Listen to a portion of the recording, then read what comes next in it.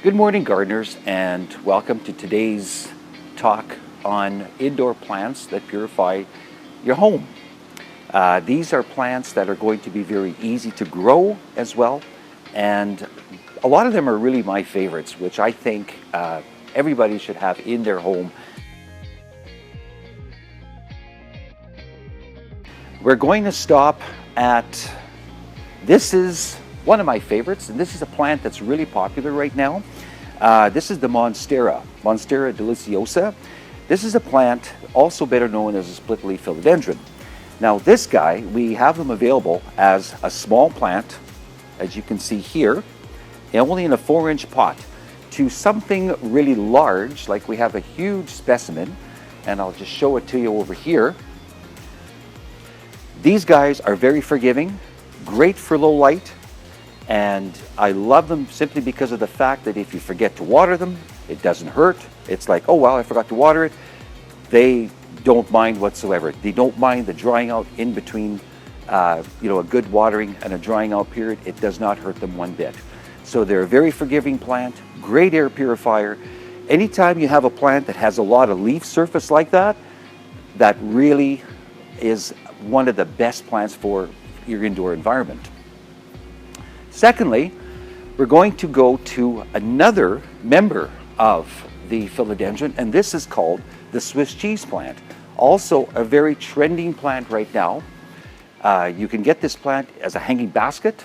You can get them growing on a pole, and we have some in the store as well. And it's a very unique plant.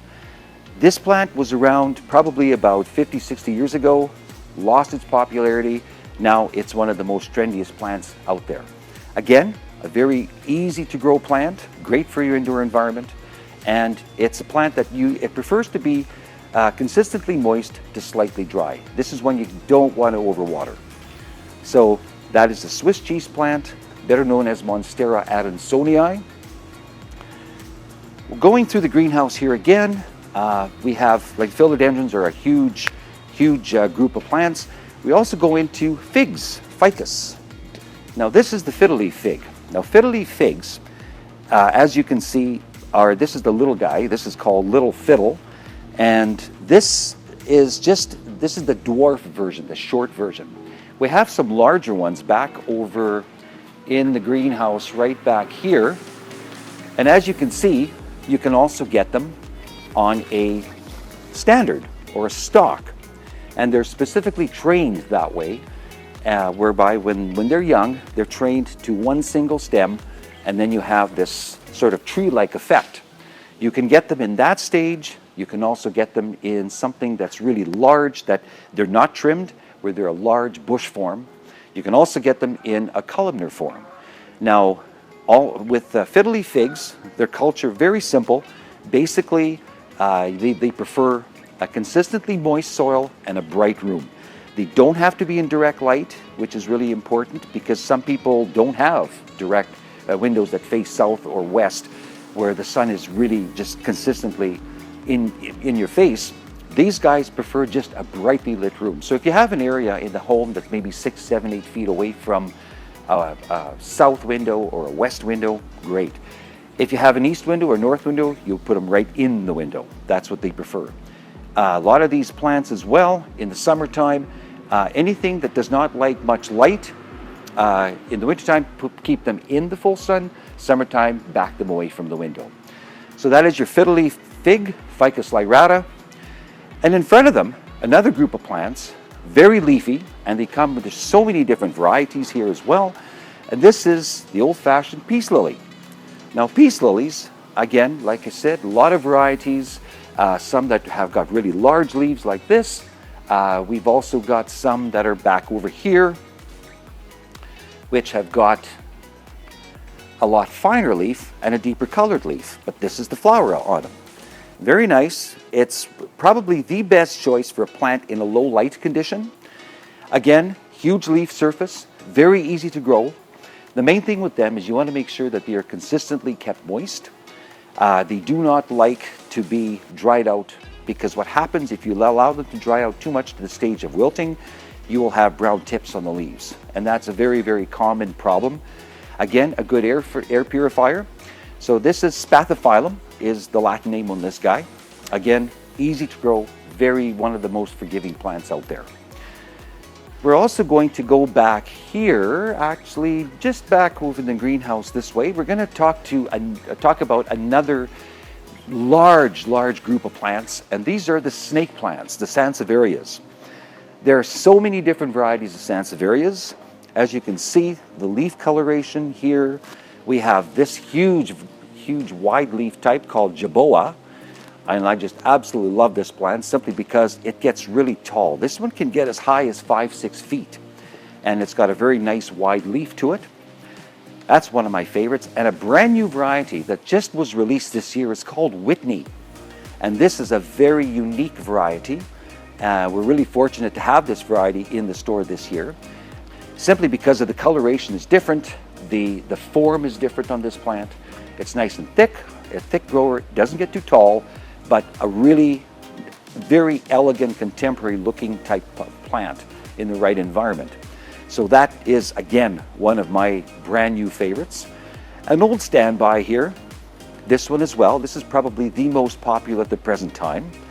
This is Sansevieria laurentii, and as you can see, it's got the variegated leaf to it.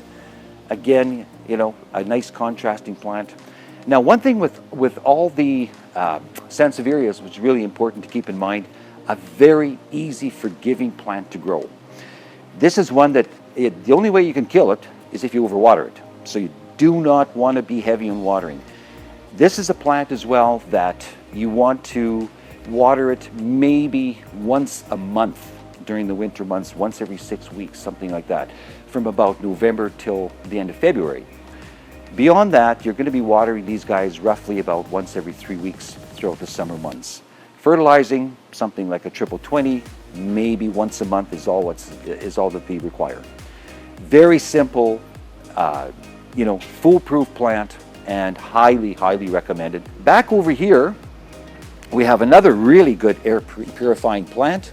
This is the old-fashioned spider plant, Chlorophytum. Now, this is a variegated form. This is a variety that you can't kill spider plants. They're very animal friendly. So if you're concerned as well about plants that if you've got a small dog, you've got a cat, even kids that like to chew on things, well, this is something that is one of the best. It's also a great plant for your children. If, for example, if you want to introduce your kids into growing houseplants, something very simple like this will work. So great, easy, simple plant to introduce your children to. Like I said, easy to grow.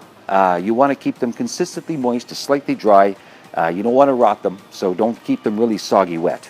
Now, another plant back here that we can talk about are palm trees. Now, palm trees, they come in a wide array of different forms, different textures. Some of them are a lot easier to grow than a lot of people think. And one of the best, actually, is back here. This is the phoenix palm. Now, this guy over here, they call it phoenix palm. They also call it the pygmy date palm. Now, this thing, as you can see, is very elegant, and it's one of these palms that can take dry conditions, especially in our dry home environments in the wintertime. When the furnace is consistently on and the air is very dry, this guy shows absolutely no ill effects whatsoever. A lot of the traditional palms, like Eureka palms that you will find very common in stores, tend to get browning on the tips. This guy, you'll never see that. These actually prefer a dry environment, dry air. You'll see large specimens of these guys growing down in Arizona, for example, just right out in the blazing heat. Same in California. And this plant, as you can see, has got a beautiful form to it, and it develops a slight bit of bulbous form at the base, which is very common, very normal, but this is one of the easiest palms to start out with. As far as lighting conditions go, the brighter the better, but it does not have to be in a completely full sun type of environment, and it will do really well for you. So that pretty much wraps up today's tour of the greenhouse and some of my favorite air purifying plants for your home environment.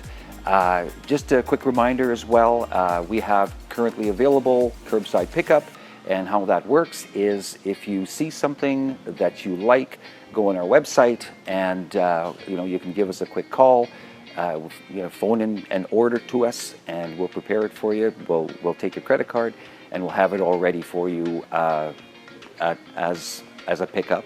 And so what you do is you pull up to the store, give us a quick call, and we'll take it out to your vehicle. So have a great afternoon, everyone, and thank you for watching.